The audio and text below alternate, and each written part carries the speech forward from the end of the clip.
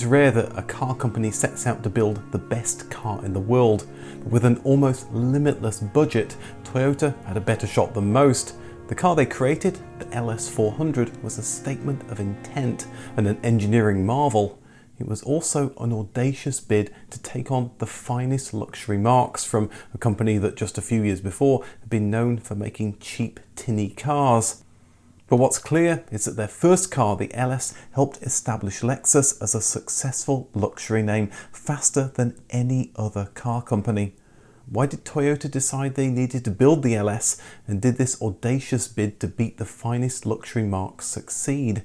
This is the Lexus LS story.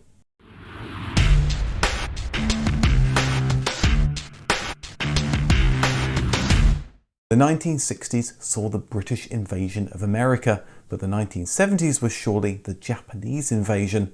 Floods of cheap Japanese cars tempted American buyers, and once gas prices quadrupled in the mid-70s, they found small, fuel-sipping Japanese cars the ideal choice. Detroit automakers were wrong-footed and struggled to keep the domination they'd become accustomed to. Through the 1970s, Ford, GM and Chrysler tried to fend off this new threat. They designed their own cars, brought in small economy cars from their European operations, or even partnered with those Japanese rivals. But if you can't beat them, call your congressman. Detroit's car companies and all of the American workers had more political sway than these Japanese upstarts, so pressure was applied to impose import restrictions on Japanese cars. In the end, a voluntary restraint agreement was agreed in 1981, where Japanese car companies agreed to limit imports to 1.68 million cars every year. This, of course, sent a clear signal to Japan's car producers. If they wanted to grow their revenues in the USA, they either had to start manufacturing cars there, or make sure each of those 1.68 million cars could make as much profit as possible. They were known for good quality, reliable vehicles, so it made sense to move upmarket, especially as the young people who'd bought Japanese cars in the 1970s were now older and more affluent. Honda was the first to launch its Acura luxury brand in 1986. The Honda Civic competed with the Ford Pinto. Now the Acura Legend, also known as the Rover 800, would compete with the Lincoln Continental. This wasn't what Detroit's Big Three had in mind with the voluntary restraint agreement. Nissan followed up with the Infiniti brand in 1987, and Mazda had plans to introduce luxury cars under the Amati brand. Toyota wasn't going to be left out, and they'd had experience building prestigious cars. The hand-built Century limousine had been in demand from Japanese dignitaries since 1967, and the Toyota Crown had been in production since the mid-50s. But the most luxurious car Toyota exported by the 1980s was the Cressida and the Little Crown, or Camry. But neither of these cars came close to threatening the best the world had to offer. In 1983, with Toyota's 50th anniversary looming, Yukiyasu Togo, head of US operations, challenged Toyota to create just this, the best car in the world. Soon the Circle F project was born, F standing for flagship. The team initially considered making an upgraded Toyota Crown, but after driving the best cars the world had to offer, the idea was dismissed. They needed to produce something much better, and it had to beat two cars they believed stood out from the crowd, the BMW 7 Series and Mercedes-Benz S-Class. They travelled to the United States, living there for months, talking to hundreds of wealthy Americans about what they wanted from a luxury car. Videos of their findings were sent back to Japan for the rest of the team to study. Initial designs were created, but Toyota weren't satisfied. It would take 8 proposals and 18 months until management were happy. Serious work began in 1985 and ramped up with a team of 60 designers, 1,400 engineers and 2,300 technicians in both Japan and the US, producing 450 prototypes. Designers built a mock-up of an American home in Japan so they could really get into the mindset of their target customer. 1.7 million miles were logged in global testing. It's estimated Toyota spent an unprecedented $1 billion to produce what they hoped was the best car in the world. It's a budget other luxury makers like Jaguar could only have dreamt of, but for Toyota this was a drop in the bucket. They spent $1.5 billion every year on research and development. The chief engineer was Ichiro Suzuki, and he set the team seemingly impossible tasks. It had to be fast yet efficient, quiet yet lightweight, elegant yet aerodynamic. To satisfy these conflicting requirements, Toyota went through 973 engine prototypes. The resulting all-new V8 used an aluminium block, producing 241 horsepower, and when installed in the final car, got a decent 25 miles per imperial gallon. The engine sat on hydraulic pneumatic mounts, so yes, you could balance 15 champagne glasses on the bonnet at the equivalent speed of 145 miles an hour. Making a car quieter usually involves lots of sound deadening that adds weight, but Toyota's new car needed to be lightweight, so Suzuki took a different tack. This car would avoid making the noise in the first place. The powertrain was optimized for smooth running, and the engine would be tilted to ensure the whole transmission line to the rear wheels was straight, so reducing noise and vibration. And to make the car lightweight and so faster, Suzuki was draconian over any increase in weight. He had to be consulted if a part increased the car's weight by more than 10 grams. But by staying light and by using an efficient engine, it was able to avoid the US gas guzzle attacks. Elegance is something that's in the eye of the beholder, but it was certainly aerodynamic, again increasing speed and efficiency. Toyota learned from Audi and Citroën, producing a design with a drag of just 0.29. The team initially dismissed the idea of a front grille, but when compared to its German rivals, Toyota realized that they needed to include one to give the car the prestige its American customers craved. Those rich Americans had told Toyota they bought a BMW or a Mercedes because of its image. Toyota were known for reliable cars, but they knew American customers wouldn't want a luxury car with the same batch as a Toyota Corolla. The name most preferred for their new luxury brand was Alexis, but it was associated with the character Alexis Colby, a less than angelic character on the 1980s TV show Dynasty, or Dynasty if you're American. Toyota tried other names, but with a few jiggling of letters, Alexis became Lexus and the name stuck. The new luxury car was taking Toyota into new territory in terms of quality. Laser welding would produce a stiffer chassis with less material the first time it was used in car production. Each component had to be as good or better than BMWs or Mercedes. Tolerances were reduced to ever finer levels.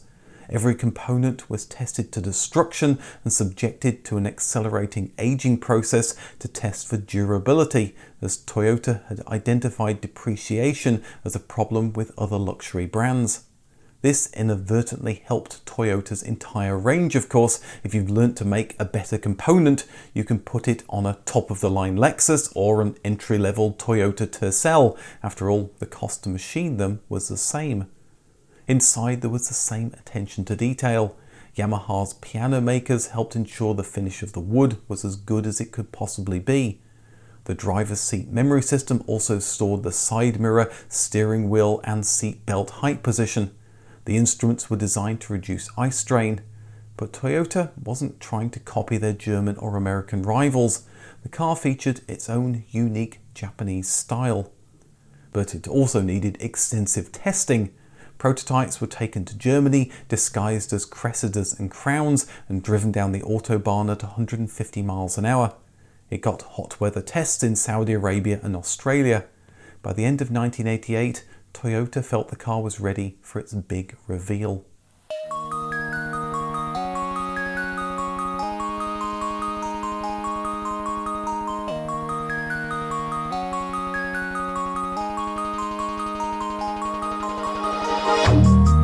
The Lexus LS400 launched in January 1989 at the North American International Auto Show in Detroit. The public were amazed. The competition were wrong-footed. Deliveries started later that year. As a statement of intent, Toyota held the press launch in Germany, right on BMW and Mercedes' doorstep. Motoring critics tested the car at autobahn speeds, coming away impressed. Magazines like Car and Driver rated it higher than its German rivals.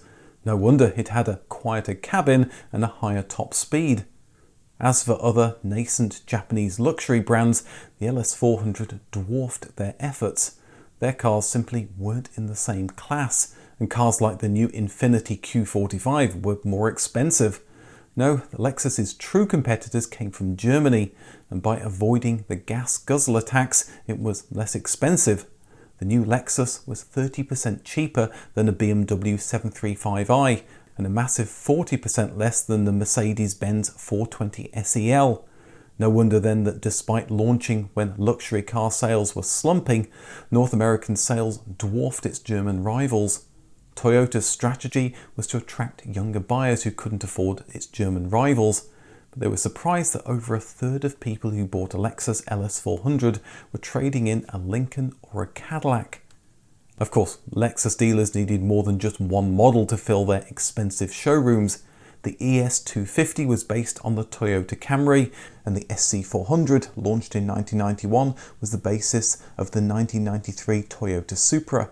Although these new cars were aimed squarely at export markets, the LS400 would be sold in Japan as the Toyota Celsior, meaning higher in Latin.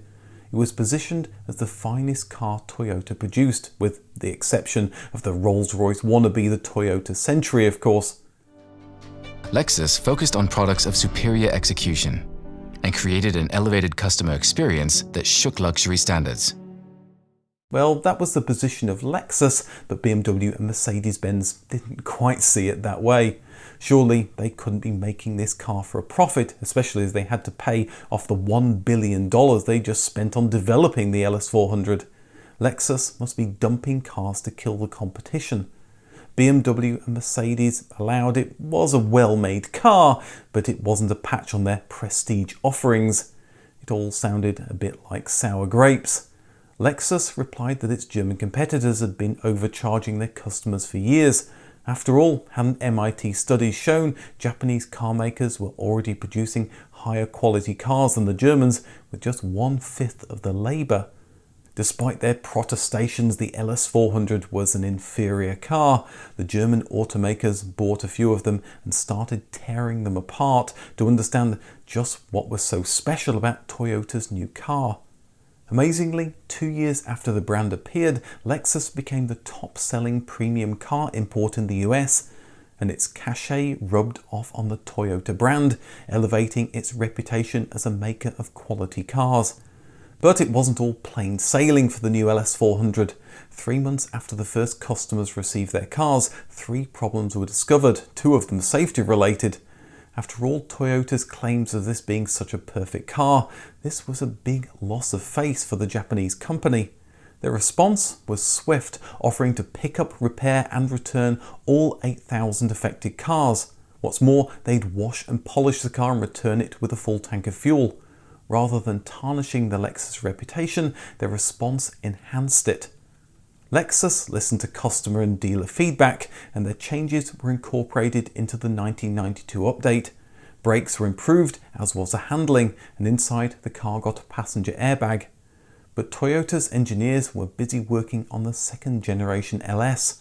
Second acts can be a challenge when the first has been so successful, and Toyota's engineers had to be careful not to mess with their winning formula. So, although over 90% of the 1994 second generation LS400 was new, the look barely changed.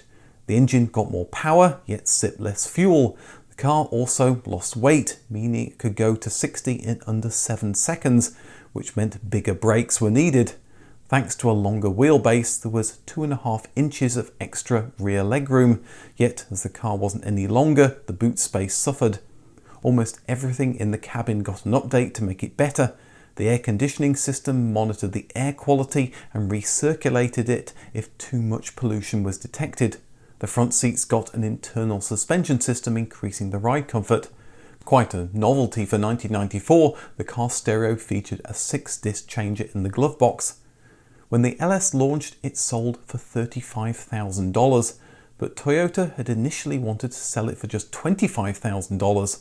A strong yen had put paid to that aggressive price, but by 1994, the demand for the LS meant that rather than discounting it, Lexus was selling their new car for $50,000, a lot more, but still below BMW and Mercedes, who'd been forced to drop their prices and scramble to make their cars better. The strong yen may have meant Lexus dodged a bullet. At $25,000, the Lexus may have been seen as cheap, and being within the reach of the middle class, the brand may not have gained its luxury appeal. Regardless, maybe thanks to a $50 million marketing budget, the LS sold well. Not at the high levels when it was introduced, but more than its BMW and Mercedes competition, and also that of its Japanese rivals. Maybe a little too well. The US government imposed a 100% tariff on 13 Japanese luxury cars, including the Lexus LS, claiming the Japanese market wasn't open to US car imports. This meant that the $50,000 price for the LS had now just doubled to $100,000. Crisis talks between the two nations went on for a month before a resolution averted the punitive tariffs, and Lexus dealers across the nation breathed a collective sigh of relief. The LS got a facelift in 1997 with an updated front end, but it was the extra 30 horsepower and the new 5-speed automatic that was of most interest. By 2000, Lexus had been established for over 10 years, and the range had grown to 7 models that included a coupe, an SUV, and the first luxury crossover. They notched up their 1 million sale in the US and overtook Cadillac as the luxury sales leader. So it was natural that the third generation LS would continue to take the fight to BMW and Mercedes-Benz. The engine bore was increased to 4.3 litres, giving faster acceleration thanks to a better engine management system. With a lower drag of just 0.25, the new LS430 could get to 60 in 6.7 seconds. The interior took inspiration from luxury hotels and the first-class seats of British Airways and Japan Airlines. Those luxurious seats could be both heated and cooled. The power massaging rear seats had their own audio controls. The air vents automatically moved airflow away from the driver and passenger when the interior temperature had stabilized, and the new DVD-based navigation system was voice controlled. Once again, the wheelbase was extended, giving a little bit more interior space, but the boot space didn't suffer thanks to a repositioning of the fuel tank. It got laser-based adaptive cruise control that would brake as well as accelerate. The 2003 update swapped this out for a radar version that worked in all weather conditions. The update also featured a pre-collision system with autonomous braking and knee airbags for both driver and passenger. A 6th gear gave a little better acceleration. Like the 1960s Citroën DS, the headlights would swivel in the direction of vehicle turns. The third generation allowed Lexus to stay ahead of its German competition and move ahead of its Japanese rivals, with Nissan's luxury brand Infiniti dropping the Q45 in 2006. But this wasn't just about US sales. Since Lexus debuted in 1989, they'd been expanding to more countries. A notable exception was Japan, where the Lexus LS was still known as the Toyota Celsior. This was in part due to Japan's economic problems in the 1990s, the so-called lost decade. But by 2003, Toyota felt confident enough to launch the Lexus brand in their home country. Toyota had always struggled in Europe, despite building factories there, and Lexus was no exception. European buyers still preferred domestic luxury brands. But worldwide expansion continued, with Lexus making gains in areas of new wealth such as China, the Middle East and Russia. By 2005, Lexus was the #1 luxury import in both Taiwan and South Korea. 2 years later, it was the #1 luxury import in China. The design direction for the next generation car was shown through the 2005 LFSH, or Lexus Future Sedan Hybrid concept. The new design language, known as L-Finesse, will be carried forward to the 4th generation LS, which launched a year later. Lexus spent big on the new car. Every part was completely new. The number of laser welds doubled to create the lightest, strongest body yet. The brand new engine was larger at 4.6 litres, producing 35% more power through a new 8-speed automatic. and in 2007 the first all-wheel drive model appeared. The new LS came in short and long wheelbase versions, but Toyota played to their strengths by adding a hybrid version, borrowing the technology from the popular Toyota Prius. The hybrid drivetrain added weight, but improved the fuel economy to over 30 miles per gallon. Lexus clearly felt hybrid was a key advantage, not something the competition could quickly replicate. And by 2009, they had plans to bring hybrid technology to the entire Lexus range. For the first time in a car, the climate control system featured infrared monitoring of the occupant's body temperature. The new car got features that were groundbreaking then, but humdrum today, such as automated parallel parking assist, lane departure warning, and a driver monitoring system. LS owners could now finally hold their head up to minivan owners with a DVD player in the back seat. But DVD entertainment aside, Lexus was again throwing money at the LS program to deal a knockout blow to the competition. Sales certainly spiked when it launched, and the 12,000 pre-orders in Japan must have helped. But by the first facelift in 2009, sales, at least in the US, were barely higher than BMW and Mercedes. Maybe the price, now almost the same as its German rivals, or maybe a series of high-profile recalls were dragging on sales. Supply of Lexus LS models also took a hit from the 2011 Japanese earthquake and tsunami. The 2009 facelift was fairly minor, but the second facelift in 2012 saw a much bigger update. The most noticeable change on the outside was a new larger grille, but it was inside where the biggest changes lay. It received a significant dashboard update, along with a less than intuitive version of BMW's iDrive system. When Lexus had launched the original LS400, they were careful to place the car as a luxury model for smooth, effortless, unrushed driving. This was at odds with BMW and Mercedes, who began to lean more heavily on sporty models for the extra cachet it gave their image and the stratospheric money that they could charge for M and AMG versions. Lexus realized that they were missing a trick and so launched an F-Sport model of the LS. It got sporty wheels, bigger brakes and a lower ride height, but it was no faster and it didn't worry the competition. In fact, the competition were now more than a match for the LS, with both BMW and Mercedes regularly outselling it in the US. But sales for all luxury saloons were dropping as customers started snapping up SUVs and crossovers. Despite dwindling sales, Lexus could amortize the cost of new parts across its entire range. So despite lower sales, Lexus hoped the next generation car could still recoup the cost of development, sharing a platform with the Toyota Crown, Mirai and Lexus LC. The shape was again previewed as the LF-FC concept, with the FC standing for fuel cell, something Toyota had been refining for many years with a hope of widespread adoption. But the 2017 production car went for the tried and tested engine plus hybrid options of the previous generation, albeit with a smaller V6 instead of the previous V8. Yet the smaller 3.5 litre engine got more power than the old 4.6 litre, and the hybrid model got a quite phenomenal 45 miles per gallon, around the same as the most fuel efficient first generation Austin Metro, which was also lauded for its fuel efficiency. To show how aerodynamics and engines had developed in 40 years, the Lexus was almost 3 times heavier, and instead of getting to 60 in 18 seconds, it could do it in about 5. Inside, the customer could get optional fancy glass door inserts with pleated fabric. The lateral fins on the dashboard were designed to invoke the Japanese koto stringed instrument. Shiatsu massaging came to the front seats. To provide the quietest and most serene cabin, Lexus went to every level to reduce noise, even creating wheels with a channel that reduced vibrations. This was still intended to be the pinnacle of Lexus engineering, and a car to take on the best the world had to offer. The LS received its customary mid-cycle facelift in 2020 with a raft of small changes.